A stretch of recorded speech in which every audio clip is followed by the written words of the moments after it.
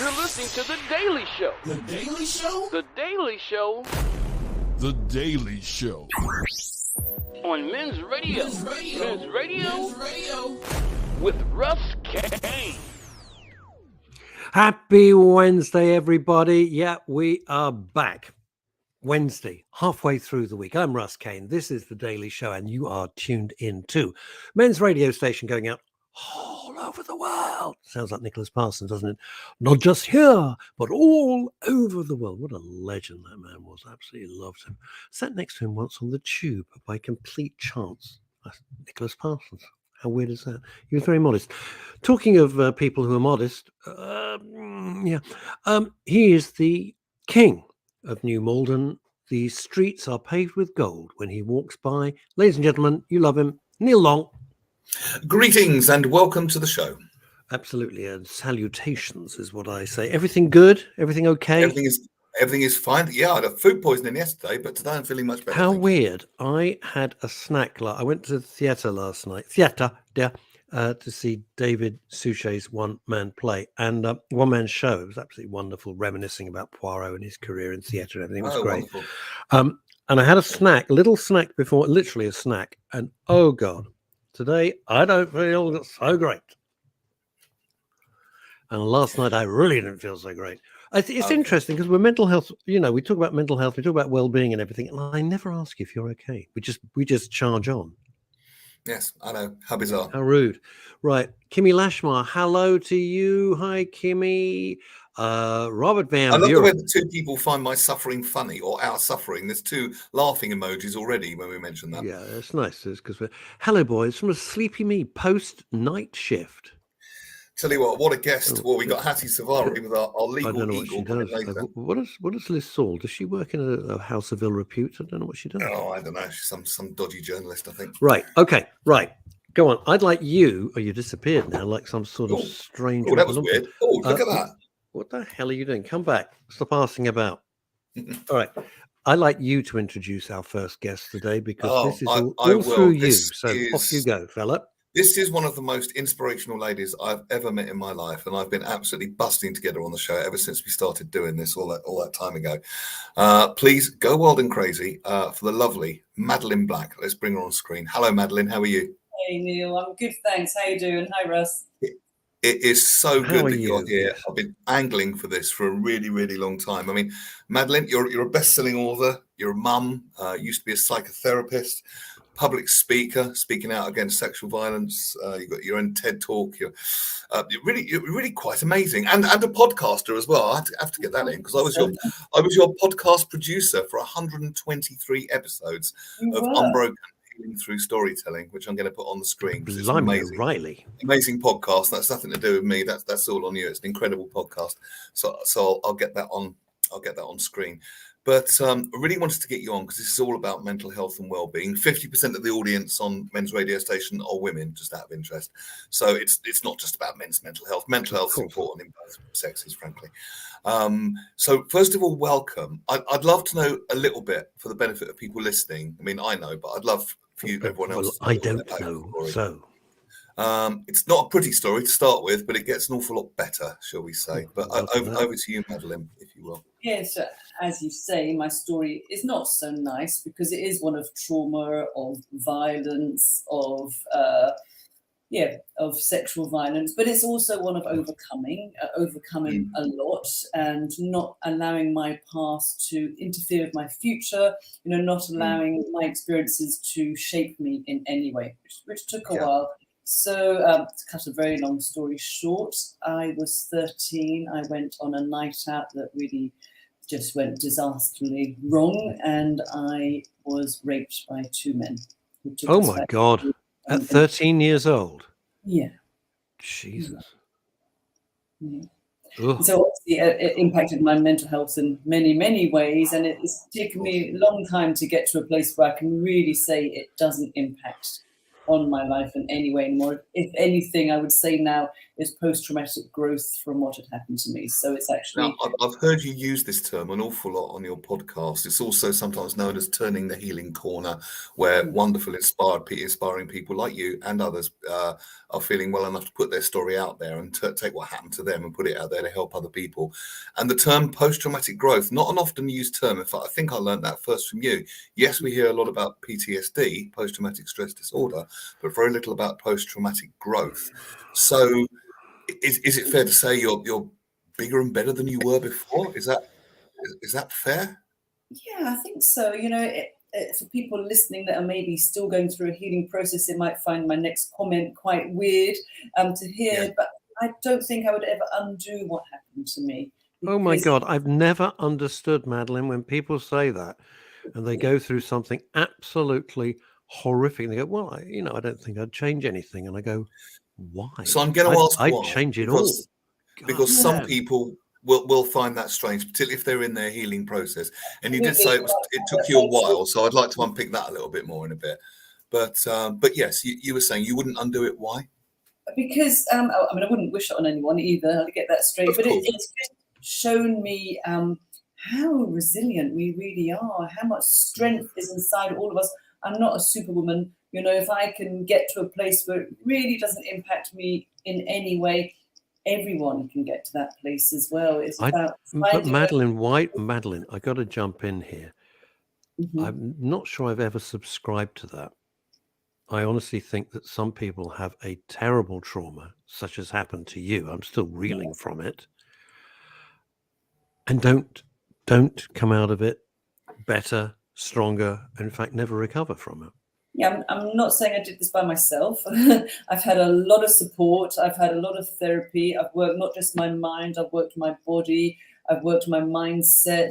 It's very, very possible. It's just maybe, I know as a man, it's really hard to hear stories of sexual violence if you're a decent man.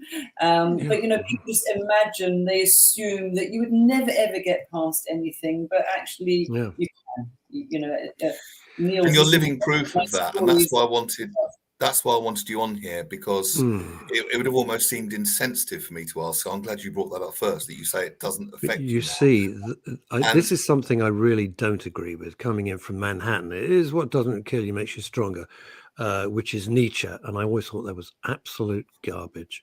Never believed it. I've never believed in that, and I don't like Nietzsche either. So no, Elizabeth, I don't agree with that at all. Okay.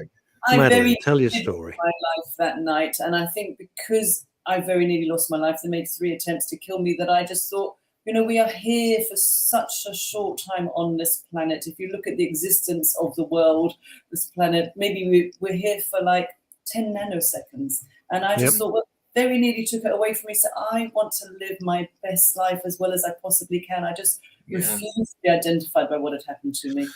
And at what point did you come to that realization? Because obviously one thing I do know about sexual violence is the victims tend to blame themselves. They think it's their fault, and they feel violated and dirty. It's a 13-year-old child we're talking about. And a 13-year-old child. Well, exactly, even more so. I mean, a mind that age would never be able to comprehend the concepts we're talking about now. At what point did the self-loathing, which was not your fault, stop? And this determination to know we're here for such a short time, I'm going to live, I'm going to really live. How did that of so many things. I think it's really like just taking off the layers. You know, it's like a big onion that you have to peel, and you think you've done enough work, you're okay. And then something else comes along, and then you think, oh, no, it's another layer of the onion I need to peel back. And so it's just going into those dark places that we really want to avoid, you know, stepping into the places that we just really want to push far, far away and forget. Actually, as I always say, the way in was always my way out. So it happened in many different ways. Reversing my decision to become a mum really helped, because I very nearly didn't become a mum. I thought it was going to be like being raped again. And the fear was so huge. I just thought, oh, well, I just won't bother having kids. So, as you know, I have 3 gorgeous girls. I do. So I can say that. And that really helped. Meeting a beautiful man that just loves me unconditionally, that has made a huge difference. Supporting me in every wacky therapy that I've ever tried in my life, you know, that has made a difference. But also it was just something that always was just pushing me forward, just to kind of drain the swamp, just to clear it up. And it wasn't one particular therapist. I think it was just a combination of all the different approaches that I tried. Madeline, can I ask a couple of hang on, Neil. Can I ask a couple of questions, please, Madeline? Number one, were the perpetrators ever caught? Were they ever punished? Were they prosecuted, or did they just disappear in the night? Well, one of the very last things that one of them said to me as he held the knife against my throat, which he had used on me, was that if I speak about it, they will find me and they will kill me. And I believed them, so I didn't speak about it for about 3 years, and they were... You didn't speak about it, so nothing happened to these people? No. They're walking around now. Yeah, and that's really not uncommon at all. And I know, because I've now worked in rape crisis and attached to a lot of charities that are around sexual violence in Scotland currently, it's worse than England. Of all cases that make it to court, 4% will end in a prosecution. 4? Why is it so low? Is it just it's difficult to prove? Is that it, or is it fear of speaking out? Or lets victims down over and over again. It's just even if I were to go to court, the chances are it wouldn't have ended in a prosecution. You know, it would be 3 years later. Because what, they hold a knife to a 13-year-old's throat, threaten to kill her, rape her, but they're not going to get prosecuted. Yeah, and my story. This is the world of madness. You know, my story is just a story of many, many people. It's not. I understand that. I understand, but it's so horrific and makes me so crazy with rage. You know, if it was up to me, they'd be shot. They should be shot. End of. That's what should happen. People get very desensitized. You know, we hear another woman raped and murdered. We hear another woman killed. We hear another man or woman raped. You know, every day we hear that. So people do get desensitized, but we should be upset. We should be filled with rage. So yeah, that's a good reaction. You came home, but you didn't. I'm so sorry, Neil. I've just got to unpick this. Sorry, so you came home and you never talked about it for 3 years, and I don't know if your parents were together. It's not my concern. But you know, you didn't say anything to your family. Nothing. No. Wow. And then I was, you know, when I look back now, I attempted suicide. I ended up in a children's psychiatric ward. I developed anorexia. I had depression. So in the hospital, I wasn't able to say what had happened, and they just put it down to being, you know, a very turbulent teenager or an adolescent. So nobody, no medical professional, nor your family knew why this completely, I'm going to use the word normal in parentheses, girl, 13-year-old kid goes out, comes back a changed person, and no one said, why is that going on? No. At the time, I'm not making this, but at the time, my mum was bedridden. She was going through a number. She was in bed for about 2 years, just with back and neck injuries. And maybe part of me as well thought if I tell her, it would make her worse, it would make her sicker, or it would have an impact. But, you know, you just do what so again, the responsibility is put where it doesn't belong, on your shoulders. Not only are you seemingly or possibly thought you might have been at fault for what happened in a 13-year-old mind, you then have to protect other people. Something is just so off here, isn't it? What should somebody? This is so hinky to me. And they experience hinky. Touched on a good point, because I always felt like I had to protect people from hearing my story. Anytime I went for a therapy, I thought it would be too much for them, and how would they cope, and they would change their opinion about me because that was still the shame and the guilt and the fear. And I just thought if they knew the details, they would be disgusted, because I was disgusted. And I did. I thought it was my fault because we lied about where we were staying, which is what every teenager has done in North London at some point. You know, we bought alcohol, we met boys, which is normal stuff. Just for me. Well, who hasn't done that? Well, I never met boys, but who hasn't done stuff like that? Yeah. You know, says you. It angers me. It angers me to this day. Ever since I became old enough to understand the notion of what consent really meant, which was when I was about 14 or 15, I think. Mm-hmm. I was maybe a bit late developer, but at 14 or 15, I really understood it. And it's stayed with me since the 80s. And it's so simple to me that no means no. And it does mean no, and that's all there is to it. There's no yeah, but. To say yes, then that's a no as well. You know, say that again. If you're too drunk to say yes, that is a no. There has to be an enthusiastic yes. You have to be conscious, pretty much. Yeah. A conscious, enthusiastic yes, absolutely. Cool. Anything, I'm no prude. Anything on the right side of consent, I'm fine with. But even a peck on the cheek on the wrong side of consent is not on, and never has been in my world. But the statistics are awful, aren't they? Like you say, still now. Yeah, it's shocking, and I'm just reading this comment that's just been put up. There's so much victim blaming that goes on in the society. Even today, when women are murdered while she was walking home, it's not the woman's fault. We're allowed to walk home. We put so much emphasis on making the woman. You should protect yourself better. The poor woman who disappeared into the woman who disappeared into the canal. The gutter press were disgraceful, not aided and abetted by social media, but they were appalling. Yeah. And I remember in the 80s, this notion of, and I'm sorry to use the term, but this is the term that was bandied around, and I don't agree with it, but slut shaming. Yeah. In other words, it's her fault. She wanted it. She was wearing a short skirt. She must have fucking wanted it. Excuse my language. It angers me. And no, she bloody didn't. I agree. I've taken part in one fashion show, and we had to give the pieces of items that we wore on the night that we were raped. Mine were then, I don't even remember the brand, Sticky Fingers. They were like really, really tight jeans, like drain pipe jeans, and a big baggy hoodie and baseball boots. So, it's just a normal attire. So clothes do not cause rape. We know that rapists cause rape. 100% of all rape. Yeah, 100%. Sorry, I didn't catch what you said, collective Madeline. ignorance around it shocks me to this day. I didn't catch what you said, Madeline, and if I didn't catch it, perhaps our viewers and listeners didn't catch it. You're saying that clothes obviously don't, they certainly can be provocative, but they don't cause rape. So, and then I didn't hear the end of your sentence. 100% of all rapes are caused by rapists, nothing else. It wasn't the drink that I drank. It wasn't the clothes that I wore. It was not the decision to go out by myself and not tell my parents. It came down to these two men who chose to rape me. But that took a long, long time for me to get to that place, because I held on to all that shame. Actually, the shame was always theirs. That wasn't my shame. It belonged to them, but it's a very intimate, personal. I wonder if they ever even think about it.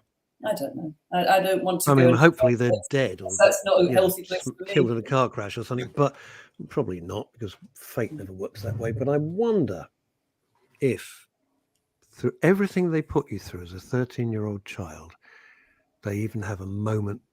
I wonder if it ever crosses their mind. Probably not good to revisit. Should someone be going through something like this right now, and they're feeling the feelings of shame, of fear, and looking at you, who's got the post-traumatic growth, who's turned the healing corner, who's putting out this incredible work into the world. Now, what would your advice be to them? Right, if they're just at the beginning of that journey, or maybe not even on it yet, what would you ask them? It's never too late to find your voice. And I don't mean like me coming on live radio or TV, whatever, or standing on a stage. Find your voice and share your story with someone, because I think when we don't speak out, we really hold ourselves back, from... It just holds you back. So find a therapist, find a friend, your hairdresser, someone that you can trust. You have to be very careful who you share your story with. Very much so. Tell your story.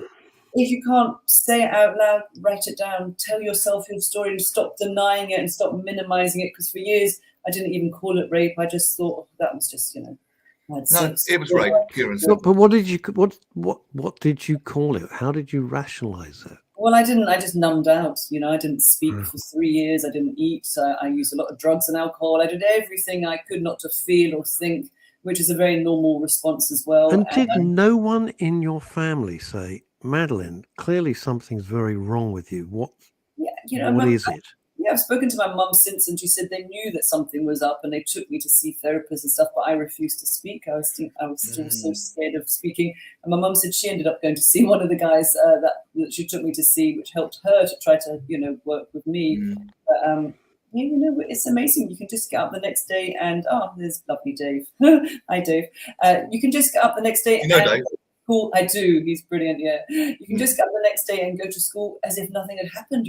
We're all. But I imagine that internal burden. I can't get over this. I'm really struggling here. Holding that in, that would destroy anybody's mental health. Yeah, but that's why I talk about how the impact it's got to come out.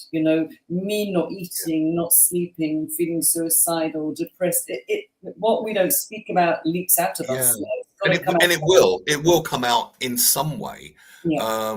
Generally unhealthy. I mean, I've not experienced anything that traumatic, but when I had a mental health dip a couple of years ago, it will come out. Shoving it down or go into coping mechanisms simply doesn't work. And like you, I found trusted, and it doesn't have to be the right people, but trusted people where I could just share what I felt and take the mask off was certainly the very first step in a healing journey, and indeed an ongoing one. We all need that love and support and acceptance, and to know it's not our fault.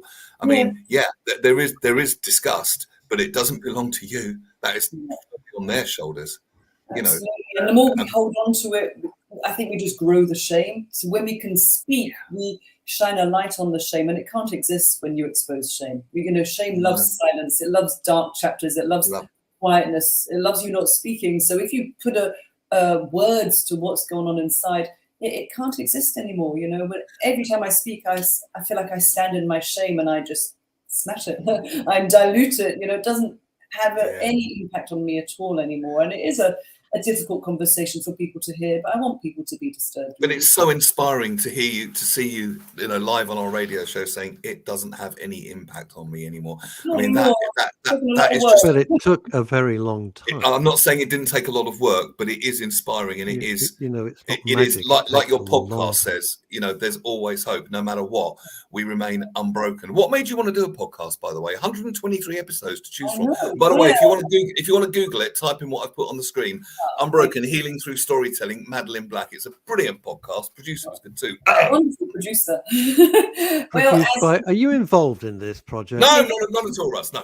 You are such a well, as you know, I was a psychotherapist. Lie like a I was cheap being watch. asked to speak more and more, literally all around the world. And I'd just been a keynote speaker at an event in Namibia. And I thought, oh, brilliant, my career's going off like this.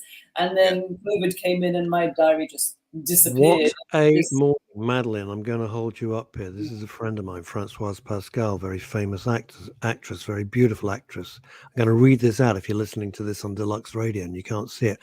Jesus Christ. I was raped at the age of 16, gangbanged at the age of 19. I actually feel physically sick, Françoise. I could not heal until I was 61 after I wrote my book. Healed myself, but so very difficult to discuss. So great that we can. God, I've known you all these years and never knew. See, this is the power of sharing our stories. By me speaking, it's now allowed Françoise to share her story publicly. And I'm delighted she healed and she's written her book, because that will not just help her, it will help so many people as well. Exactly. And it wasn't until I wrote my book that I realized I had been raped 3 more times as well. I just thought... I'm sorry, what did you just say? I had been raped 3 more times before the age of 18. I just thought it was bad sex. I never understood consent. I just was too scared to say no in case it got violent. So I just allowed them to do what they did. And that was in my 50s. And I'd worked in rape crisis for 14 years, women's aid, as well for 15 years. And I didn't even realize that myself. So that's what most people will say to me when they read my book. They say, something happened to me and I never caused rape, but now I realize actually that I was raped too. I think the amount of healing that's occurred in the world because of your bravery, Madeline, I absolutely take my hat off to you. So you were saying about your podcast, your career was on the up and you decided you want to get it out there some more, yeah? Then my diary emptied like everyone else in the events business. So I just thought, what am I going to do? COVID, yeah.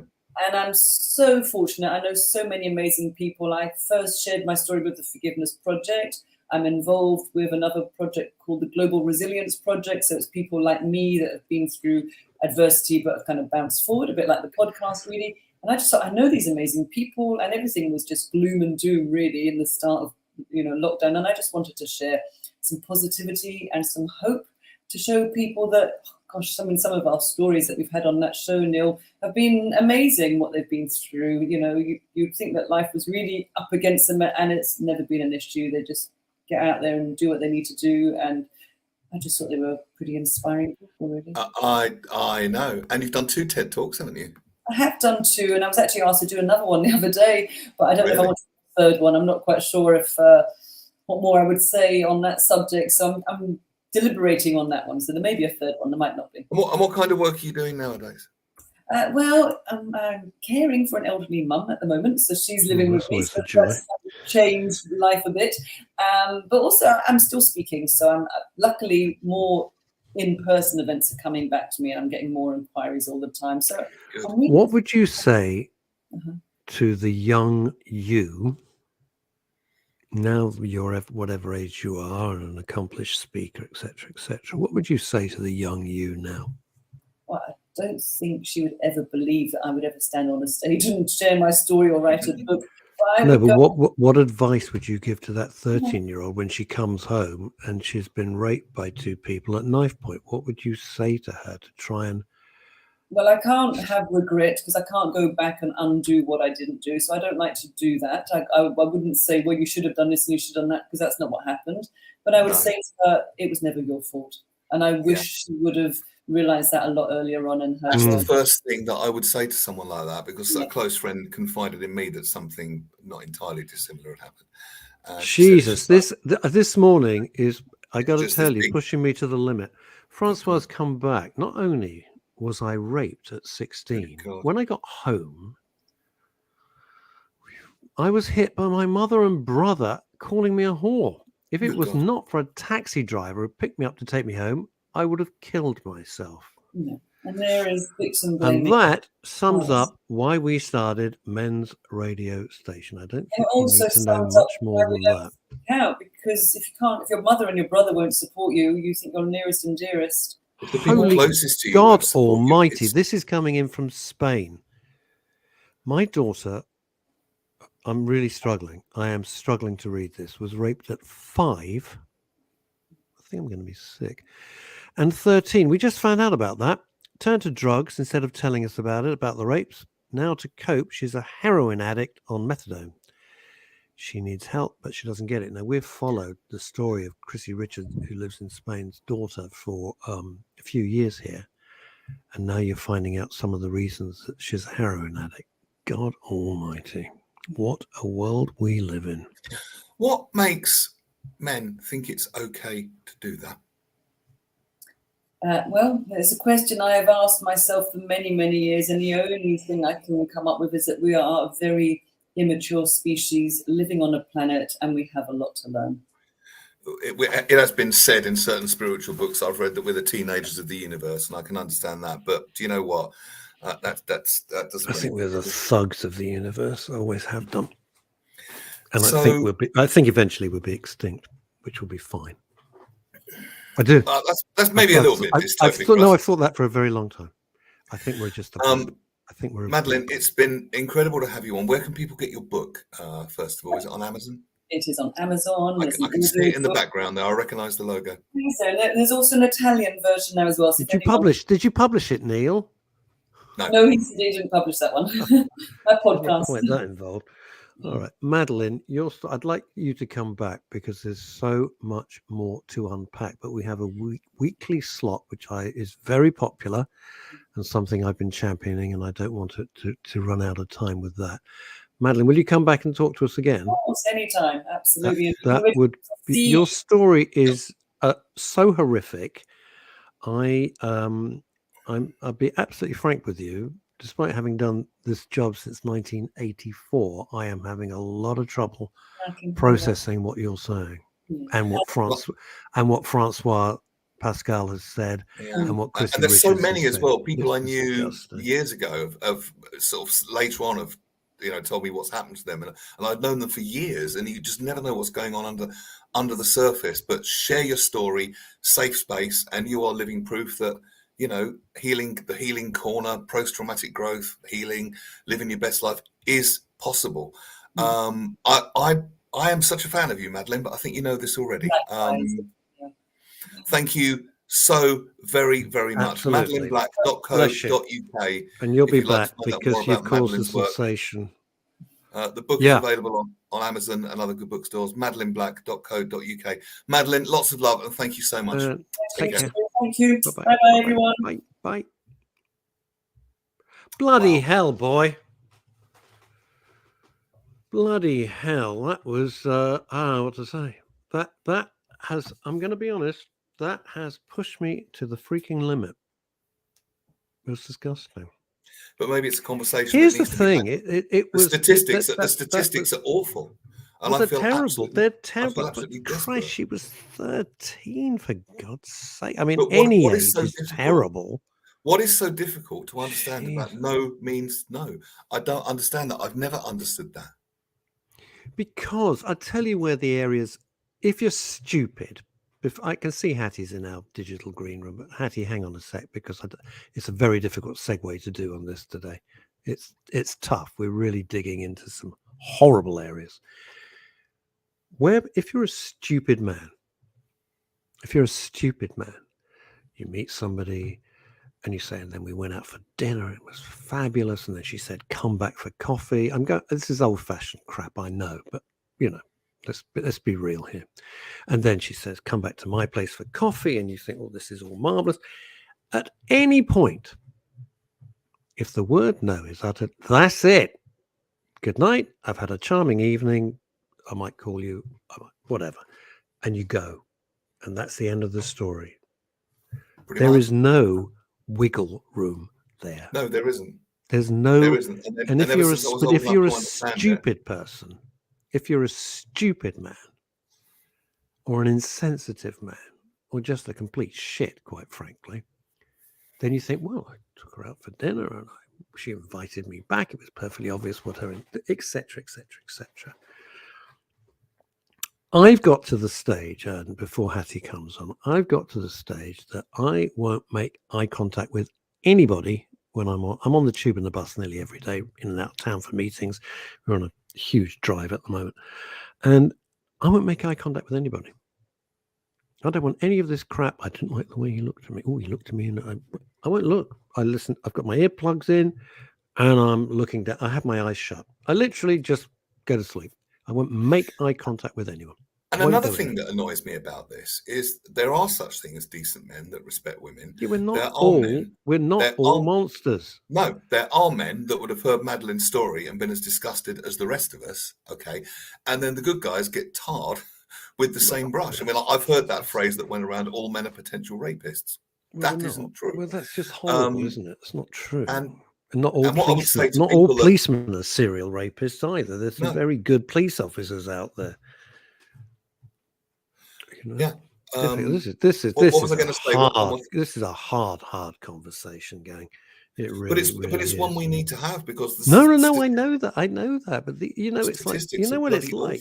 Longie, it's like lifting up a stone, and you look underneath and go, Jesus Christ, and it's repulsive and it's revolting and it makes us angry. And as men, it makes us angry. If you. My heart's going out to that woman. You know her. I've never met her before until half an hour ago. I'm listening to this story. I knew it was going to be rough. I didn't think it was going to be that rough. And then when Francoise, who I've known for years, comes out with that, and then Chrissy Richards in Spain tells us this awful story about her daughter. I think we agree. I can't even read that again. First step is to get you in a safe space and share your feelings with someone. In NLP, they talk about holding the integrity of the person solid, and any behaviours not inappropriate. Any what's the word I want? I don't want to use the word deviant. Any behaviours that are not serving them are just seen as the thing that's it doesn't mean there's anything, because they're displaying behaviours that don't serve them doesn't mean there's something wrong with them as a person. So in that unconditional acceptance. When I was in therapy a couple of years ago, my therapist, who I always mention on the show, Rosie Whetstone, I'd love to get her on. She's got this, her mantra is hold them, walk with them, release them. In other words, when you're really poorly, which I was at first, it's just like a big hug. It's just like a big safe space. Yeah. And then the techniques, she starts teaching techniques and she walks with you and does them. And then when you're here's the thing. God. Hattie, bear with us. I'm sorry. I didn't think it was going to go like this. Hattie, bear with, bless you. Chrissy Richards. Oh, Jesus, I can't read this. I actually feel I'm going to throw up. Could you read this, Neil? I'm actually feeling violently sick. If you wish, it was a 9-year-old boy that did it to my daughter at 5 years. God, probably he was a big lad. I never liked him, but if I'd have known, I would be in jail now. Yeah, and that's really understandable. He'd be dead, and you'd be doing the world a favour. In radio. But you wouldn't deserve to be in jail for that. Let me get through. We're going to get through this now. In radio, we do what things are called segues. So if you're professional, Neil and I have been doing this a long time, you segue one section neatly into another.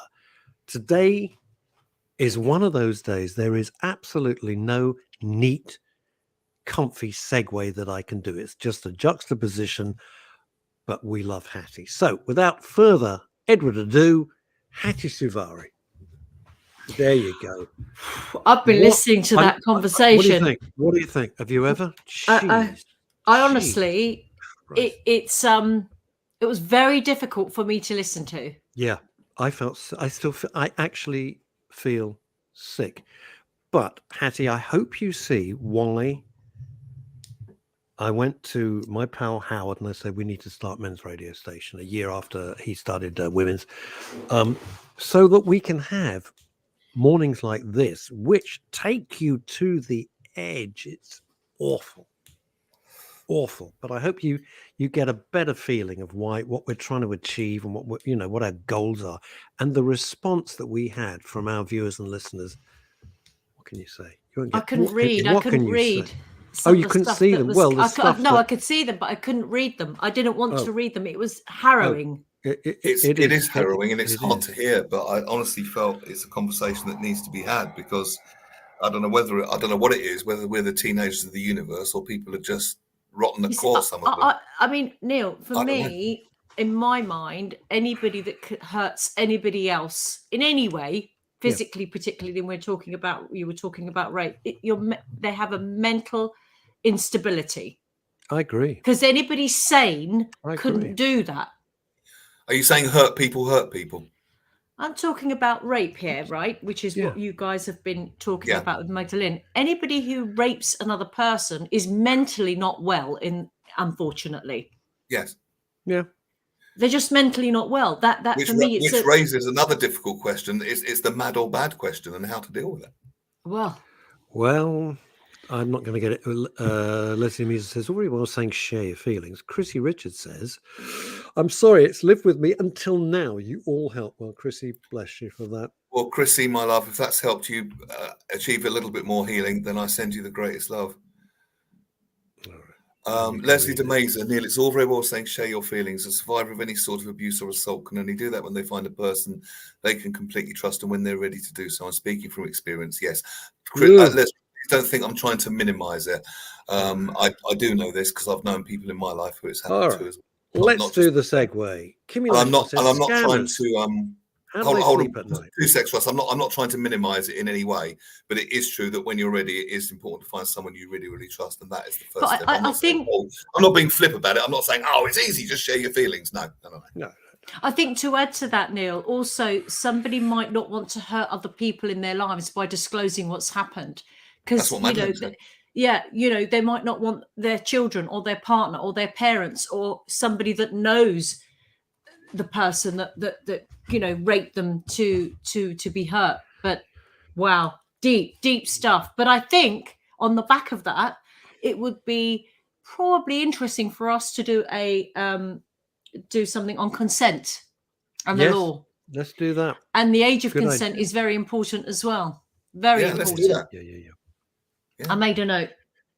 But this week we are talking about something that I loathe, and if I could get hold of them with a baseball bat, I'm not even going to finish the sentence. Scammers. No, please don't.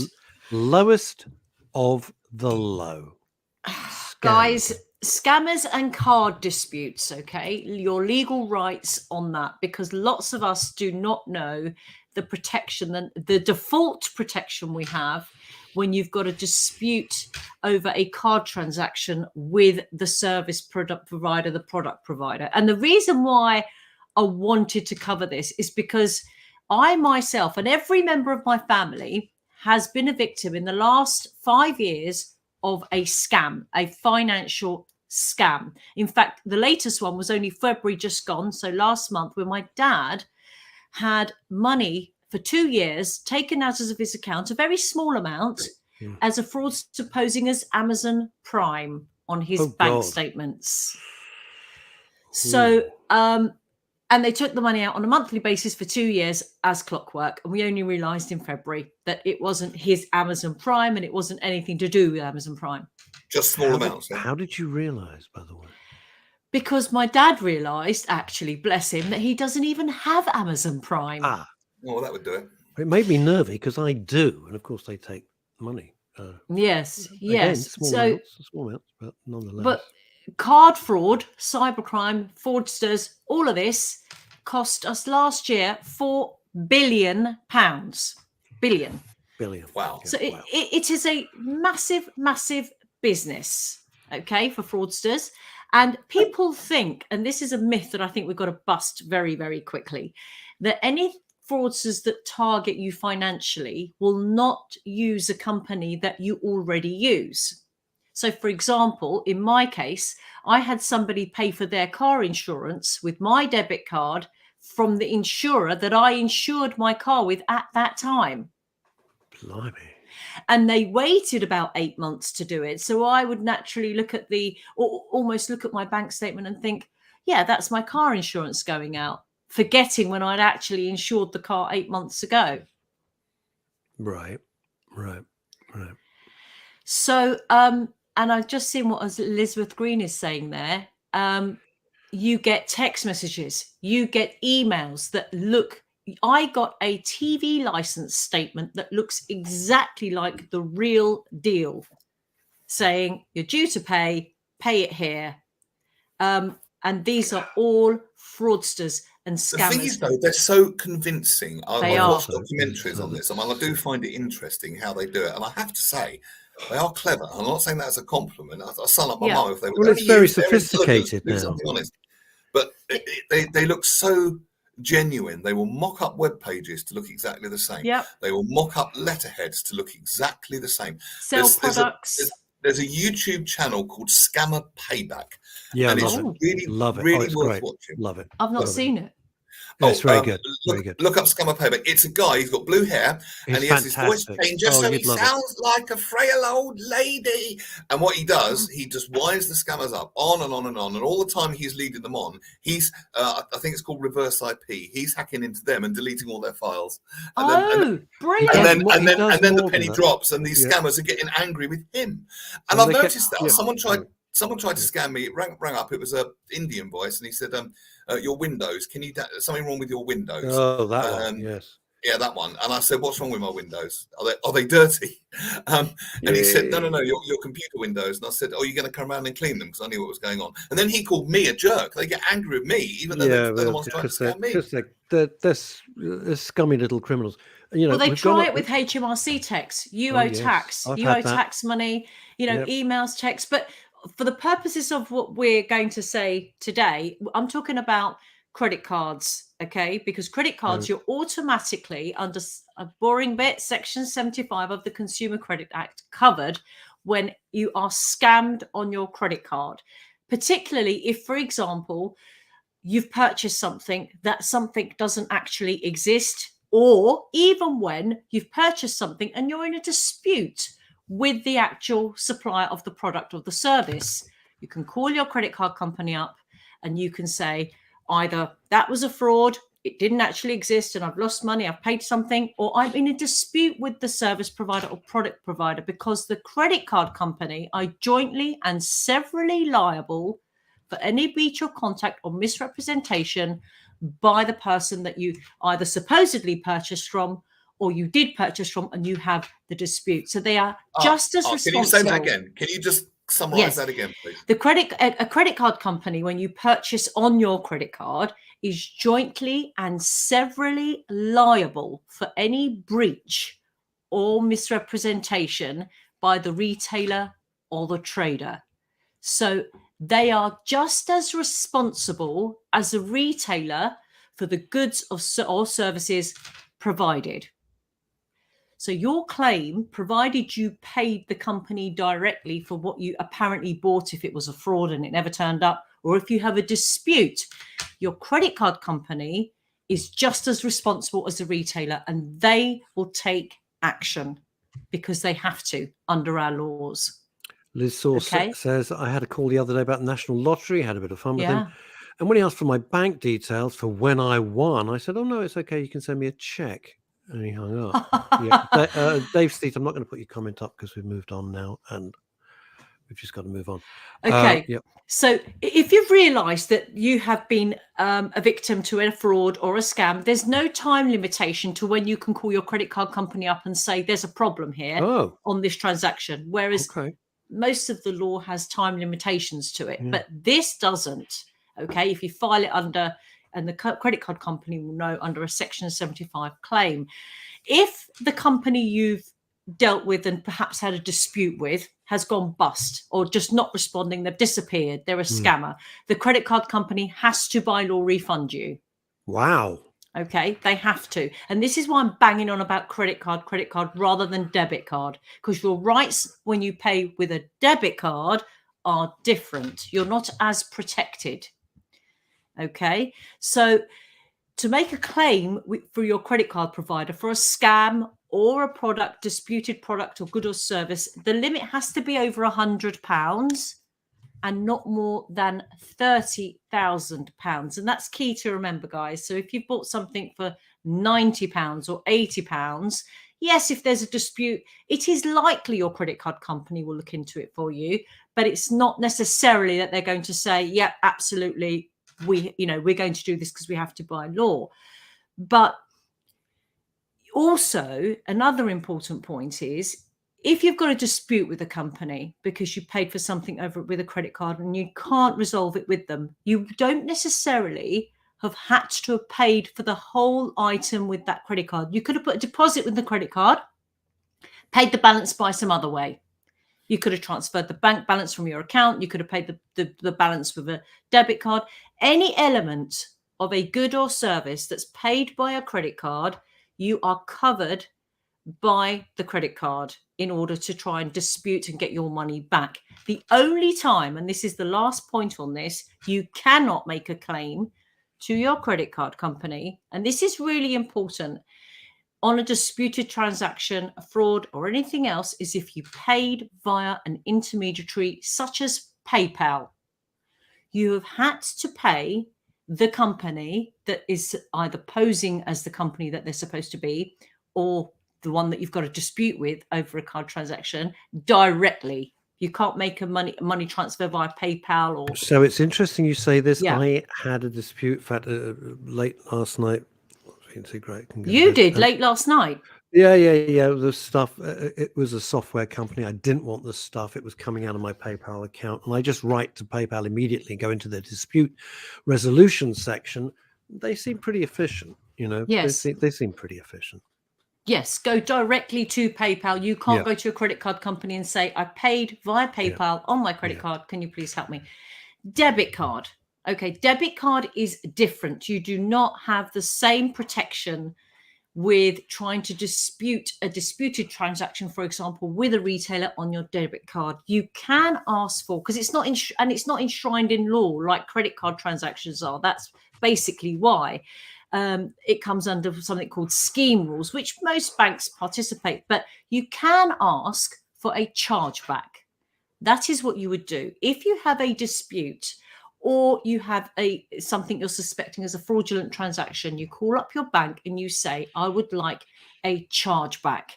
But again, with debit cards, they are not absolutely under obligation. The bank isn't to say, right, we'll give you your chargeback. They will look into it and they will see if it's a genuine unauthorized payment or it's fraudulently been done with intent or, whatever it may be. They are likely to help you. But credit cards give you a different kind of protection than a debit card does.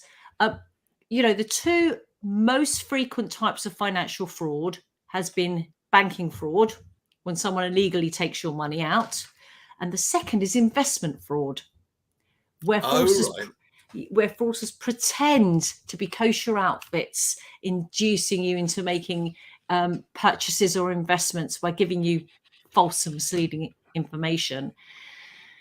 But one of the key things and people think, oh, I'll never be subject to a scammer. A scammer can never scam me. It happened to me in my bank account, and I didn't speak to the fraudsters. I didn't, know who they were. It happens to everybody. Check your bank statements frequently, whether it's online whether it's an app you have, whether it's paper statements, because what they do sometimes is they take as little amount, a £2, £10, £3, £4 amount, to see if it's going to go unnoticed. If they see that you haven't noticed that, they think, bingo.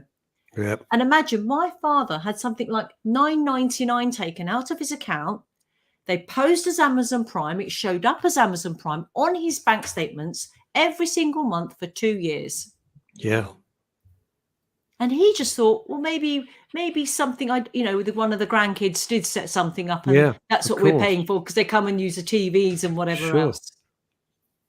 So Wow. it's really important. Check the small amounts, because if they think another you're gonna... one, by the way, you talked about TV license fee. The one I got was from the post office. Looked absolutely bona fide. They do. And it said we've got something that wasn't payment was insufficient if you send us something like that. And postage. I thought, the postage hasn't been paid. Postage hasn't been paid. that Be one. very careful of that Seen one, it. because and I just didn't. I was about to, and I went through the forms, and the forms looked legit, and I thought, wait a minute. That's the thing. I think care. a good tip is they will always get you to try. Well, actually, if they're siphoning off small amounts, not so much. But a lot of them will get you to try and take action by scaring you. You could be arrested if you don't pay your tax. Something bad's going to happen. Your money's at risk. Anything to stop you thinking straight, because obviously we don't make good decisions under stress. And that's exactly what they want.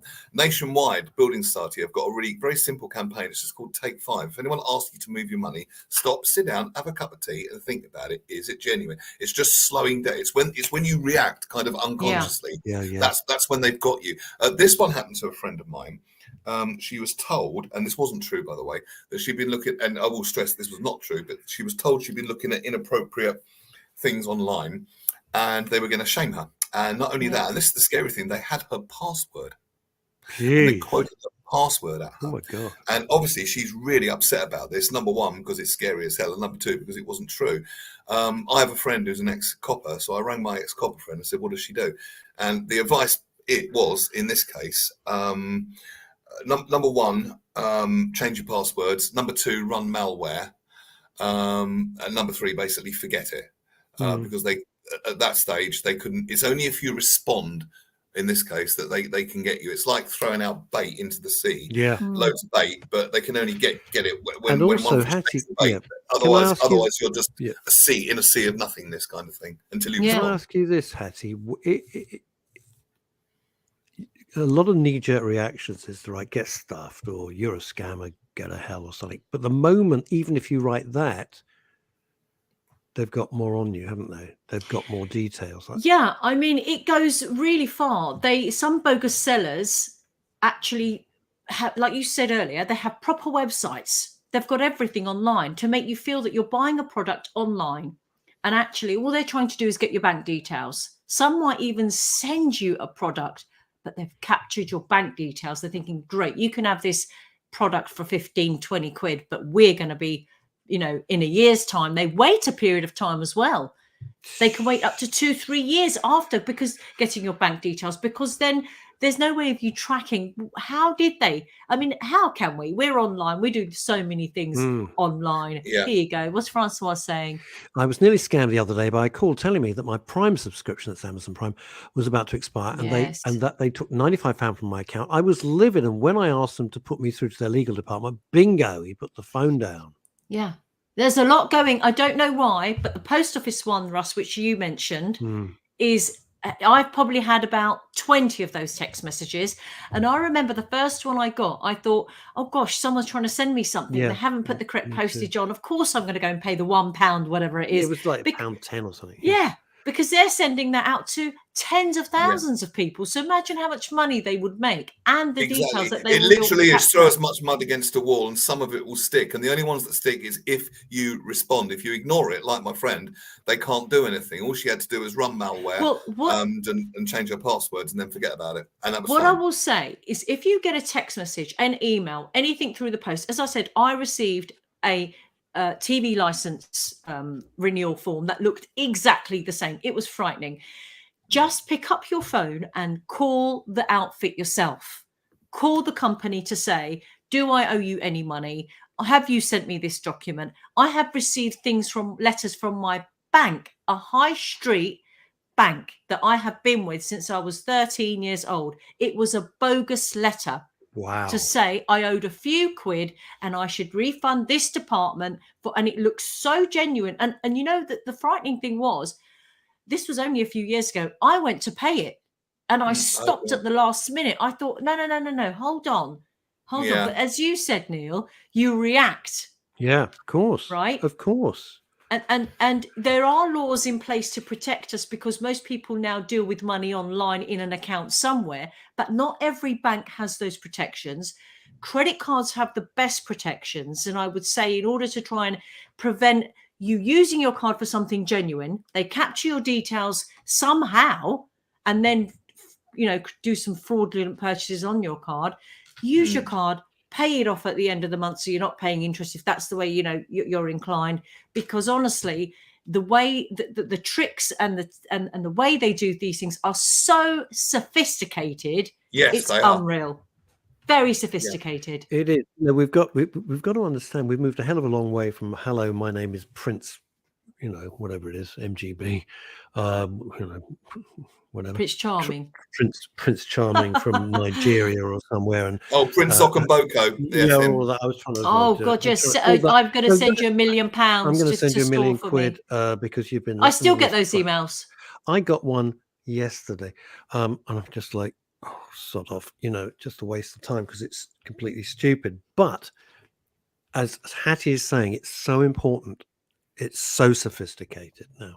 It looks so sophisticated, real. Especially, the post office one, the TV licensing thing, HMRC one, HMRC. Lots and lots. And you know what? Kimmy has made a very good point, which is so basic but so true. And I do the same thing. I ignore everyone. Me too. I don't trust anyone. Me too. If it's legit, they get in touch with me another way. Absolutely. And on that point, what they'll do. Absolutely. I'd say to people, when I get a telephone call saying you owe money, or we're going to pay you money, or we need to discuss your account. Do you know what? I've just done this now for at least the last couple of years. I say, please put it in writing. Please write to me. I'm not going to sit there, because the first thing they do is, can we confirm your identity? Can we confirm you've called me. Yeah. You're telling me you owe me money, or I owe you money if they're trying to post this HMRC. So I'm not going to sit there and give you my date of birth, my home address, full home address. They're data mining. Yeah, exactly. Yeah. So I just say, I actually have to dash off, but can I just share something very quick before we go? Longie, I will see you on Monday. And I got a message. I'll share this before we go from a Sarah Ritterhouse. Okay.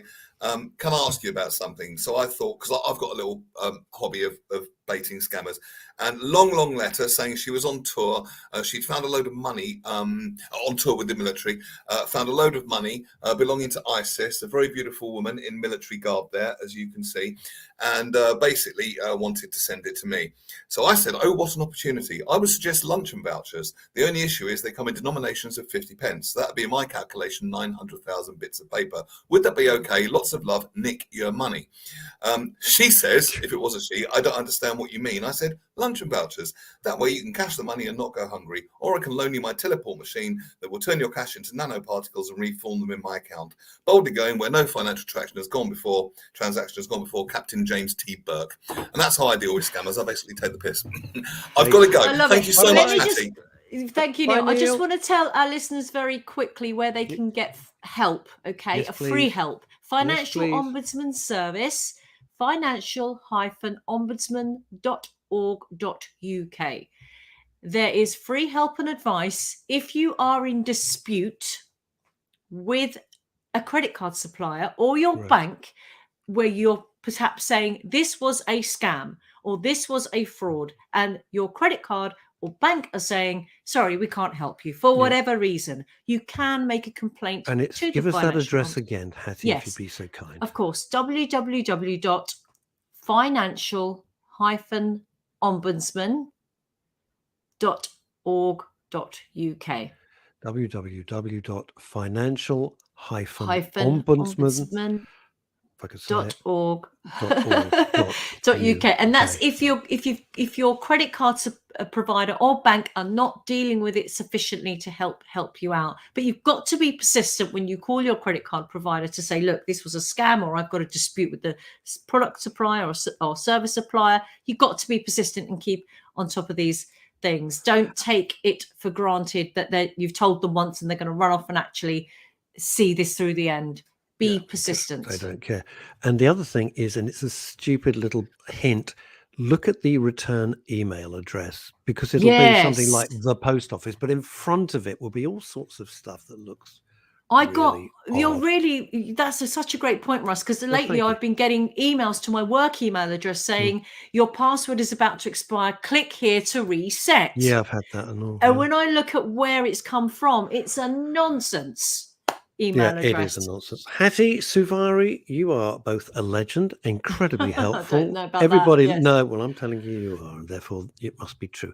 I'll be back on Friday. Hatti, we'll see you next Wednesday. It's been one hell of a ride today, everybody. Take care. Bye. Thank you.